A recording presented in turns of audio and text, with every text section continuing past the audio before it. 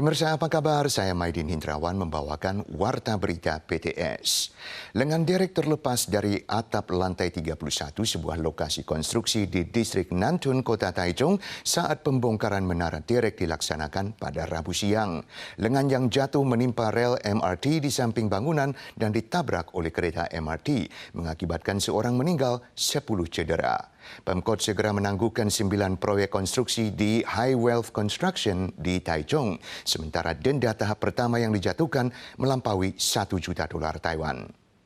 Insiden maut terjadi pada MRT Taichung jalur hijau tanggal 10 pukul 12.26 siang. Lengan derek jatuh dan menghantam partisi suara dan menembus salah satu kompartemen MRT.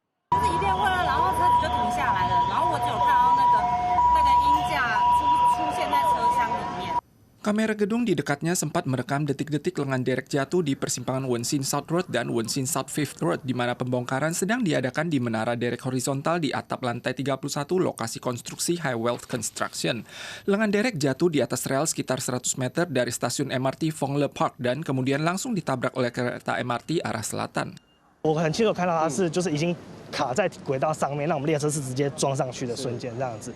Insiden ini menewaskan 1 korban jiwa dan 10 cedera. Korban adalah seorang asisten profesor berusia 52 tahun bermarga Lin dari Fakultas Hukum Providence University.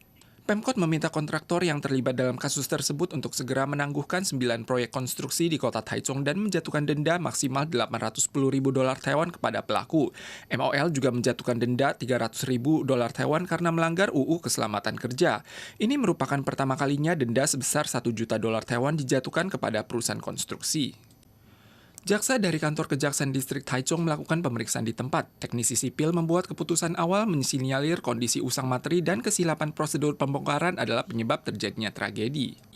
Pengoperasian MRT Taichung jalur hijau dari stasiun Taichung City Hall ke stasiun Chuchangli untuk sementara dihentikan. Operasi dipulihkan pada pukul 6 pagi setelah pemeriksaan rel diselesaikan tanggal 11 dini hari. Operasi MRT jalur hijau di Taichung telah dipulihkan pada Kamis pagi setelah pemeriksaan dan perbaikan semalam suntuk. Perusahaan MRT Taichung akan meminta kompensasi setidaknya $200 juta dari konstruktor. Juga mengumumkan hasil investigasi awal, menerangkan bahwa petugas peron sempat memberitahukan petugas di atas kereta, namun tragedi tetap terjadi karena waktu reaksi pusat kendali operasi dan petugas kereta terlalu pendek. Menurut gambar kamera, pada tanggal 10 pukul 12.27 siang, lengan derek menembus partisi kedap suara rel kereta. Saat itu, kereta sedang berhenti di stasiun Fongle Park. Petugas keamanan di peron menemukan keganjilan, segera memberitahu kepala stasiun dengan protofon dan melambaikan tangan ke petugas di kereta. Namun petugas tidak menyadarinya dan baru sadar setelah pintu tertutup. Petugas kereta hanya memiliki waktu 13 detik untuk mencoba menghentikan kereta, namun karena waktunya terlalu singkat, kereta tetap membentur lengan derek. MRT Taichung mengadopsi mekanisme kemudi otomatis total dan hanya memasang perangkat pendeteksi rintangan rel di depan gerbong. Pihak MRT Taichung menyampaikan bahwa tidak ada sistem deteksi intrusi barang dari angkasa di seluruh jalur. 是类似只有轨道障碍物侦测可以触发停车。我们沿线那么长。 是没有装设类似入侵侦测系统这一类的东西啦。 Insiden tersebut menyebabkan kerusakan parah pada 2 gerbong kereta listrik, 4 kabel, dan komponen rel. Kontraktor akan diminta kompensasi minimal $200 juta Taiwan dan tombol berhenti darurat akan dipertimbangkan dipasang di peron stasiun di masa mendatang untuk mencegah tragedi serupa terjadi lagi.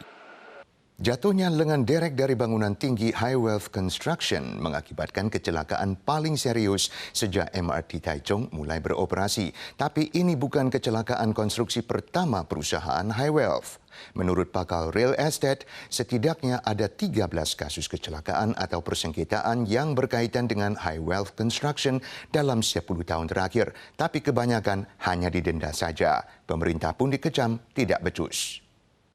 Pakar real estate Sway melaporkan tercatat ada 13 kecelakaan atau persengketaan perihal konstruksi dari perusahaan High Wealth Construction dalam 10 tahun terakhir, termasuk kebakaran di lokasi konstruksi Dream City Taichung pada tahun 2020. Sway mengkritik sikap angkuh High Wealth yang selalu mengabaikan hak konsumen namun selalu hanya didenda. Juga mengecam pemerintah kurang tegas dalam penuntasan pemantauan dan mengimbau larangan operasi untuk konstruktor dengan catatan buruk. Sejumlah mayat dan jasad mengambang ditemukan di pantai barat Taiwan antara Februari dan Maret lalu. Pihak kejaksaan mengonfirmasi bahwa ke-9 jasad adalah penyelundup berkewarganegaraan Vietnam. Menurut Association for Victims Support, anggota keluarga telah tiba di Taiwan untuk mengurus pemakaman. Dijadwalkan kembali ke Vietnam tanggal 11. Helikopter berputar dan meluncurkan patroli. Sejumlah mayat dan jasad mengambang ditemukan satu persatu di pantai barat Taiwan. Polisi dan unit lain membentuk tim satuan khusus. Setelah beberapa bulan investigasi, dipastikan bahwa 9 penyelundup Vietnam tewas jatuh ke laut. 目前只发现9具是越南籍的一个遗体，研判是一个集体偷渡的一个案件。 Kejaksaan tidak menemukan dugaan pembunuhan dan mengesampingkan keterlibatan sindikat perdagangan manusia. Namun kapal yang digunakan untuk penyelundupan belum ditemukan. Dari daftar polisi ada 14 orang Vietnam, 5 diantaranya masih hilang. Anggota keluarga dari 9 korban Vietnam telah datang ke Taiwan untuk mengurus pemakaman. 基于人道的精神，人道关怀无国界的一个精神来去协助他们最在意的殡葬事宜，能够了解，就是说他们也有一些宗教的不同，帮他们做了2个分开的一个仪式。 Anggota keluarga yang datang ke Taiwan dari Vietnam pertama-tama melakukan upacara pembacaan kitab di rumah duka ke tanggal 10 malam dan mengkremasi 9 jenazah tanggal 11 pagi. Pihak AVS membantu anggota keluarga menghubungi organisasi amal dan mengurus masalah pemakaman. Anggota keluarga korban direncanakan kembali ke Vietnam setelah menyelesaikan pemakaman tanggal 11.